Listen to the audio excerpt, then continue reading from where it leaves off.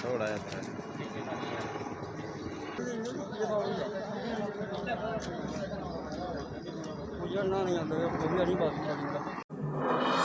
आप देख रहे हैं वीओपी न्यूज, जनता को रखे सबसे आगे। ये लाया ये लाया एक ये फेंसिंग ते एक ये फेंसिंग ते जेडे इस साइड लगे ते ये गाड़ी पे ने लगी लगी उसका पोल लगे नहीं पोल इसी लगे इथे थोड़ा चीज़ का काम नहीं दिखी है ये प्राइस ही ना ये प्राइस है ना कोई गल सफाई कराओ सही भाई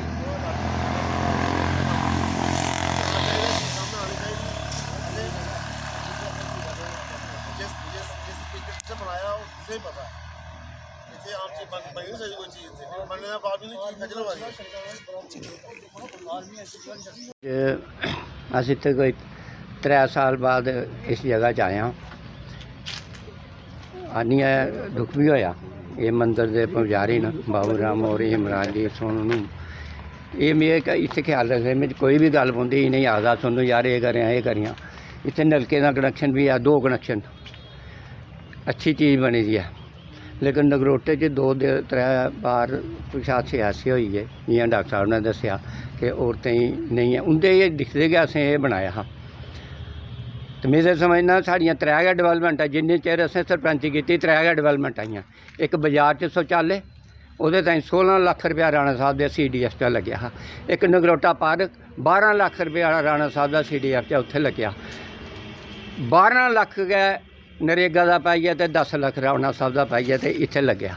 लेकिन अज इत्थे आनी असें ये दुख होया थोड़ा यार इन्नी अच्छी चीज़ बनाई दी तो इसका इस्तेमाल गै नहीं होया। अब्बल तो जगह गै नहीं लभदी। साढ़ा किन्नी देर का पैसा पेदा 2.5 लाख रुपया राणा साहब का कमीनी बनाना इयै चिन बनाइया अज तोड़ी वो जगह का फैसला नहीं कर सके।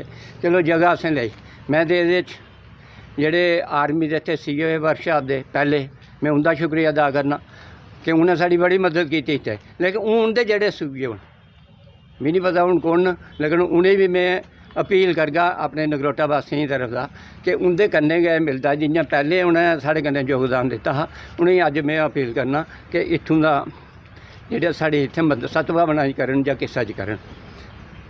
मैं तो समझना कि सारें कोला कम्म पहला ये हा जरूरी। असें इत्थे 2 बाथरूम दे पैसे लगाए हे रखे दे प्लान च लेकिन वो भी चुक्की इन्हें कुतै होर बनाई ओड़े जिथे ते मैं समझना इन्नी 6-7 बारी बाथरूम उत्थे बनी है इन्ने यूटिलाइज उत्थे नहीं होंदे। सारे कोला जिन्ने पैसे तुसीं मेरे राणा साहब दे दसे एक चीज़ अज मैं समझी कि जिथे लोकें की भागीदारी नहीं ना होंदी थोड़ा मता लोकें का किश नहीं ना पेदा होवे 10-20-50 रुपये गै कुसै दे लगे दे होन वो चुभदे न। लेकिन इ'यां आम जनता समझी ये सरकारी है जी ये सरकारी कम्म है जी ये सरकार बनाई नहीं सरकार ने तुसें बनाइए देई ओड़ेआ ओहदी देखभाल करनी साढ़ा कम्म उत्थे अस अपने आप भी शामिल करने असें इधर नज़र नहीं पाई। लेकिन अज तुसें असें चर्चा कराया उन्हें क्वेश्चन होर भी आई है मैं स्पैशली नहीं सद्देआ कि इस चीज़ के इंजीनियर ने तो इन्हें तां गै इत्थे सद्देआ कि आन इत्थे दस्सन कि पहला इत्थे अस केह् करचै। भागीदारी शुरू करने कोला पहले मैं सारे नगरोटा वासियों की अपील करनी 100-50 रुपया हर फैमिली इत्थे देई ओड़े जिसलै वो देङन 100 रुपया एक घरा दा आया इत्थे लगग तो उसी होना भाई ये साढ़ी चीज़ है भी लोकें समझना ये साढ़ी चीज़ है लेकिन लोकें इसी सरकारी समझना ये मैं जरूर रखगा ये सरकारी नहीं है साड़ी गै इतने साड़ी मत मेंबर नगरोटा संघर्ष समिति। आज ये जो हमारा कोल कंडोली मंदिर नगरोटा का है ये जम्मू का एक फेस है। कोई भी यात्रा जो है जो आती है वो यहीं पर अब जो ट्रेडिशन है यहीं पर आके रुकते हैं और यहाँ पर इसके बिल्कुल सामने अगर आप देखें तो इसके सामने एक जो टूटियाँ जो हमने बनवाया जो हमारे साबका सरपंच थे नगरोटा के पंडित रमेश्वर दत्त जी और इसमें राणा साहब का भी एक बहुत बड़ा योगदान रहा है। तो ये जो यहाँ पर हमने 5 बाथरूम और 5 लेडीज़ के लिए और 5 जेंट्स के लिए बाथरूम बनाए थे और कम से कम भी मेरे ख्याल में 300 फुट लंबा जो रास्ता है और उसके सामने आप देखिए कितना बढ़िया गेट बना हुआ है। टाइल लगी हुई है। और ये पिछले 3-4 साल से नगरोटा यूँ कह सकते हैं कि बदहाली की हालत से गुजर रहा है। कोई एडमिनिस्ट्रेशन की जहाँ इसकी ओर कोई ध्यान नहीं दिया जा रहा, और कम से कम ये जो बनाया हुआ है ये इसका कोई यूज़ नहीं हो रहा। आप देखिए कि जब किसी का कहीं स्वर्गवास हो जाता है, या कोई खासकर लेडीज़ को एक ज़बरदस्त प्रॉब्लम आती है जब वो नहाने के लिए जाती हैं, तो उसी को मद्देनज़र रखते हुए जहाँ जेंट्स के नहाने के लिए इस स्थान को हमने बनवाया था। तो आज की डेट में इसका कोई रख रखाव नहीं, कोई इसकी ओर देखने वाला नहीं। तो इसकी बदहाली को देखते हुए आज हमें खुद भी अफसोस हो रहा है कि देखो एक एसेट क्रिएट किया गया था, और इसके ऊपर जो यहाँ पर सरकर्दा जो अब उस डिटेल में हम जाना नहीं चाहते, उन लोगों को इसकी ओर ध्यान देना चाहिए था, और उन्होंने इसकी ओर कोई ध्यान नहीं दिया।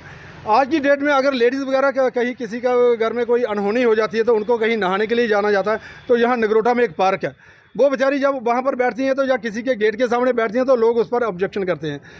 तो कम से कम उस चीज़ को टालने के लिए हमने जाओ इसका इस्तेमाल करने के लिए यहाँ पर एडमिनिस्ट्रेशन को ध्यान देना चाहिए।